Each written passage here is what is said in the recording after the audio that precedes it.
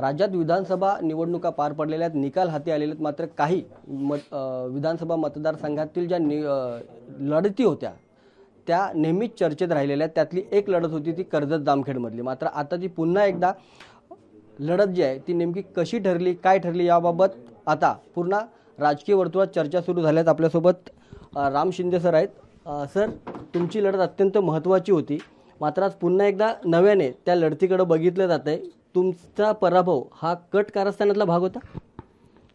माझा पराभव झाला. शेवटी निवडणुकीमध्ये हार जीत असते. कमी मताने झालं का जास्त मताने झालं हा विषय नाही आहे. शेवटी कमी मताने झाल्याच्या नंतर शेवटी मनाला दुःखही होतं. परंतु निवडणुकीमध्ये आज जे काही आज दुसऱ्या तिसऱ्याच दिवशी राज्याचे नेते आणि उपमुख्यमंत्री अजितदादा पवार साहेबांनी स्वर्गीय वसंतराव चव्हाण यांच्या पुण्यतिथीच्या निमित्ताने स्मृतीस्तरावरती जे वक्तव्य केलं आणि जे काही प्रचिती दिली की जे काही माझ्या विरोधामध्ये कौटुंबिक त्यांचा जो करार झाला की एकमेकांना त्रास द्यायचा नाही आणि जे कट कारस्थान रचलं त्याची जी काही आज वक्तव्य केलं त्यांनी आमदार रोहित पवार आणि अजितदादा पवार साहेब एक समोरासमोर आल्याच्या नंतर मला ही माहीत होतं की निवडणूक जिंकल्या आमदार रोहित पवार पहिल्यांदा अजितदादा पवार साहेबांच्या घरी मध्यरात्री गेले आणि आशीर्वाद घेतले ही खात्रीलायक माहिती आहे. परंतु आज त्यांनी सार्वजनिक ठिकाणी अशा पद्धतीचं वक्तव्य करून अजितदादांनी निश्चित स्वरूपामध्ये महायुतीचा धर्म पाळलेला नाही याच्यावर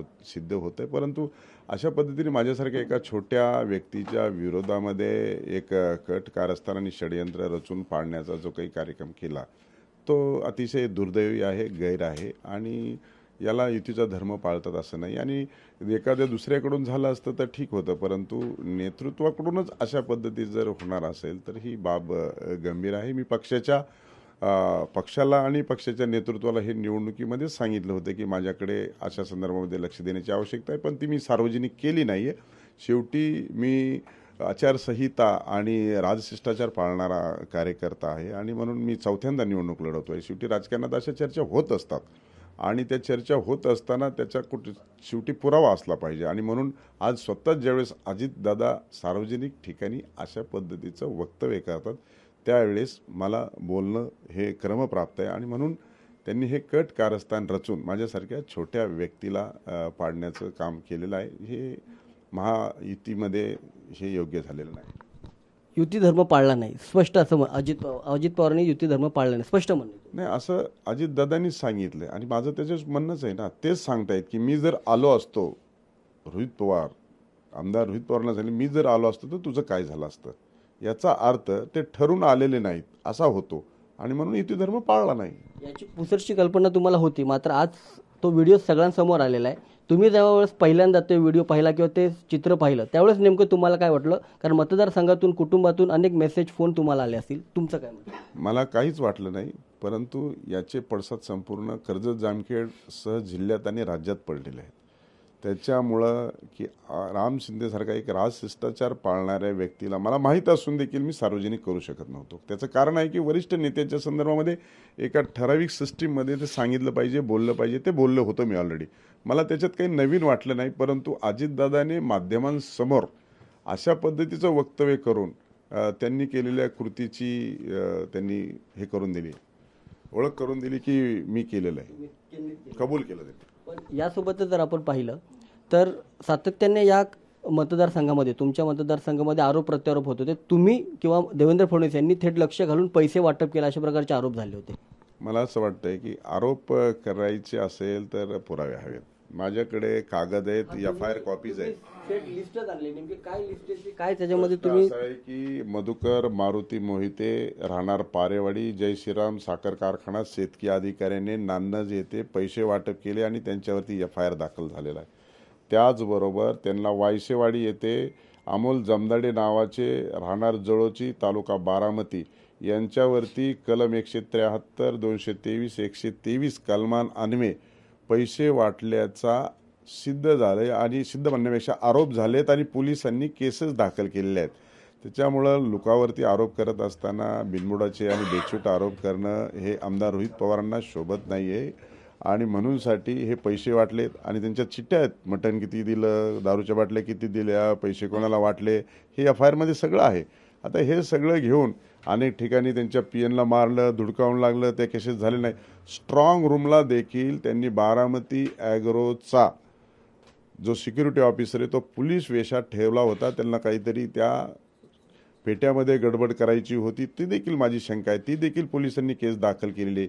265 अन्वे तोतियागिरी करायची म्हणून रोहित पवारांच्या सिक्युरिटी ऑफिसरवर देखील केसेस दाखल आहेत. नुसती केसेस दाखल नाही, त्यांची ऑर्डर देखील रद्द केलेली त्या आरोनी.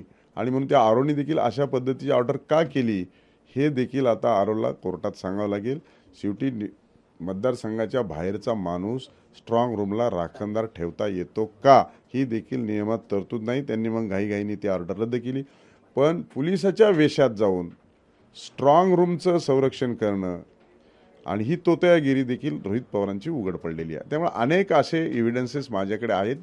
पहिली देखील 19 ते 24च्या दरम्यानची इलेक्शन पिटिशन प्रलंबित आहे हायकोर्टात. आता देखील ही इलेक्शन पिटिशन मी हायकोर्टामध्ये दाखल करणार आहे. अजित पवारांची सभा होईल यासाठी सातत्याने तुम्ही पाठपुरावा करत होता, त्यांना मेसेज करत होता, त्यांच्या जवळच्या लोकांशी संपर्क करत होता, काय उत्तरे मिळत होती?